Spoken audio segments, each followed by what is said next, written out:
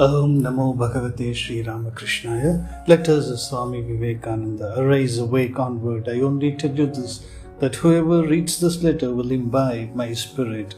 Have faith, onward, Swami Vivekananda. Letter number 92. Return to the Hale Sisters from New York on 5th May 1895. Dear babies, what I expected has come. I always thought that although Professor Max Muller, in all his writings on the Hindu religion, adds in the last a derogatory remark, he must see the whole truth in the long run. As soon as you can get a copy of his last book, Vedantism, there you will find him swallowing the whole of it, reincarnation and all. Of course, you will not find it difficult at all to understand, as it is only a part of what I have been telling you all this time. Many points you will find smack of my paper in Chicago. I am glad now the old man has seen the truth, because that is the only way to have religion in the face of modern research and science. Hope you are enjoying Thoughts, Rajasthan. With all love, your brother Vivekananda. Postscript. When is Miss Mary coming to Boston? Vivekananda. Letter number 93 from USA on 6th May 1895. Dear Alasinga, this morning I received your last letter and the first volume of the Bhashya of Ramanujacharya. A few days ago, I received another letter from you. Also, I received a letter from Mr. Mani Iyer. I am doing well and going on in the same old rate. You mentioned about the lectures of Mr. Lund. I do not know who he is or where he is. He may be someone lecturing in churches.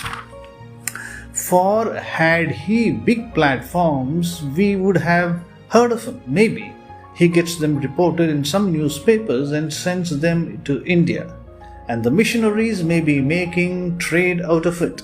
Well, so far I guess from the tone of your letters, it is no public affair here to call forth any defense from us, for in that case I will have to fight hundreds of them here every day. For India is now in the air, and the orthodox, including Dr. Barrows and all the rest, are struggling hard to put out the fire. In the second place, every one of these orthodox lectures against India must have a good deal of abuse hurled against me. If you hear some of the filthy stories of the orthodox men and women invent against me, you will be astonished. Now, do you mean to say that a sannyasin should go about defending himself against the brutal and cowardly attacks of these self-seeking men and women?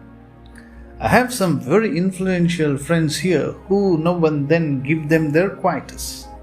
Again, why should I waste my energies defending Hinduism if the Hindus all go to sleep? What are you 300 millions of people doing there? Especially those that are so proud of their learning, etc. Why do you not take up the fighting and leave me to teach and preach? Here I am struggling day and night in the midst of strangers. What help does India send? Did the world ever see a nation with less patriotism than the Indian? If you could send and maintain for a few years a dozen well-educated strong men to preach in Europe and America, you would do immense service to India, both morally and politically. Every man who morally sympathizes with India becomes a political friend. Many of the Western people think of you as a nation of half-naked savages, and therefore only fit to be whipped into civilization. If you 300 millions become cowed by the missionaries, you cowards, and dare not say a word, What can one man do in a far distant land? Even what I have done, you do not deserve. Why do you not send your defenses to the American magazines? What prevents you? You race of cowards, physical, moral and spiritual. You animals fit to be treated as you are with two ideas before you, lust and money. You want to prod a sannyasin to a life of constant fighting. And you're afraid of the Sahib blokes, even missionaries. And you will do great things. Pish! Why not some of you write a beautiful defense and send it to the Arena Publishing Company of Boston? The Arena is a magazine which will gladly publish it and perhaps pay you hard money. So far it ends. Think of this when you will be tempted to be a fool. Think that up to date every blackguard of a Hindu that had hitherto come to Western lands had too often criticized his own faith and country in order to get praise or money. You know that I did not come to seek name and fame. It was forced upon me. Why shall I go back to India? Who will help me? You are children. You prattle, you do not know what. Where are the men in Madras who will give up the world to preach religion? Worldliness and realization of God cannot go together. I am the one man who dared defend his country, and I have given them such ideas as they never expected from a Hindu. There are many who are against me, but I will never be a coward like you. There are also thousands in the country who are my friends, and hundreds who would follow me unto death. Every year they will increase, and if I live and work with them, my ideals of life and religion will be fulfilled. Do you see? I do not hear much now about the Temple Universal that was to be built in America. Yet I have a firm footing in New York, the very center of American life, and so my work will go on. I am taking several of my disciples to a summer retreat to finish their training in yoga and bhakti and jnana, and then they will be able to help carry the work on. Now my boys, go to work. Within a month I shall be in a position to send some money for the paper. Do not go about begging from the Hindu beggars. I will do it all myself with my own brain and strong right hand. I do not want the help of any man here or in India. Do not press too much the Ramakrishna Avatara. Now I will tell you my discovery. All of religion is contained in the Vedanta, that is, in the three stages of the Vedanta philosophy, the Dvaita, Vishishtadvaita and Advaita. One comes after the other. These are the three stages of spiritual growth in man. Each one is necessary. This is the essential of religion. The Vedanta applied to the various ethnic customs and creeds of India is Hinduism. The first stage is Dvaita. Applied to the ideas of the ethnic groups of Europe is Christianity. As applied to the Semitic groups, Mohammedanism. The Advaita, as applied in its yoga perception form, is Buddhism, etc. Now by religion is meant the Vedanta. The applications must vary according to the different needs, surroundings and other circumstances of different nations. You will find that although the philosophy is the same, the Shaktas, Shaivas, etc. apply it each to their own special cult and forms.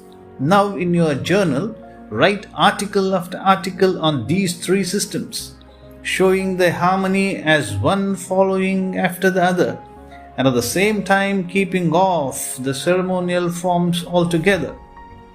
That is, preach the philosophy, the spiritual part, and let people suit it to their own forms. I wish to write a book on this subject, therefore I wanted the three bhashyas, but only one volume of the Ramanuja Bhashya has reached me as yet.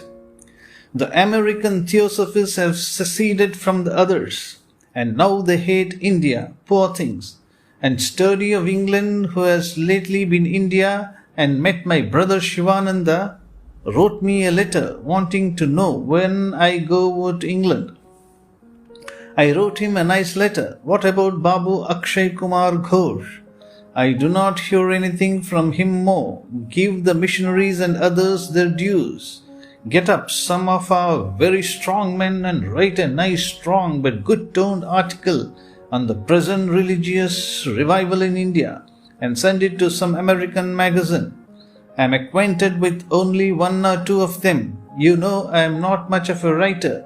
I am not in the habit of going from door to door begging. I sit quiet and let things come to me. Now, my children, I could have made a grand success in the way of organizing here, if I were a worldly hypocrite. Alas, that is all of religion here. Money and name is equal to priest.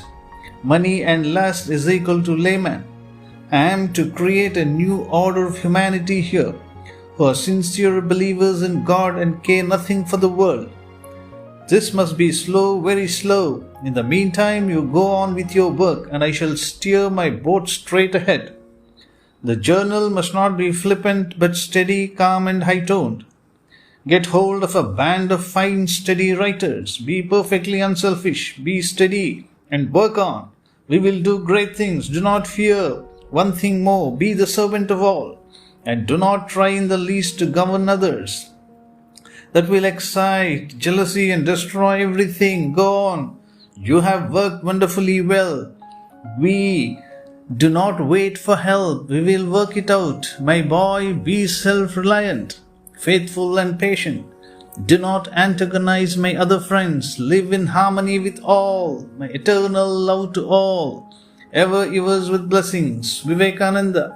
Nobody will come to help you if you put yourself forward as a leader. Kill self first if you want to succeed. Om Shanti Shanti Shanti. Harihi Om Tat Sat. Sri Ramakrishna Arpanam.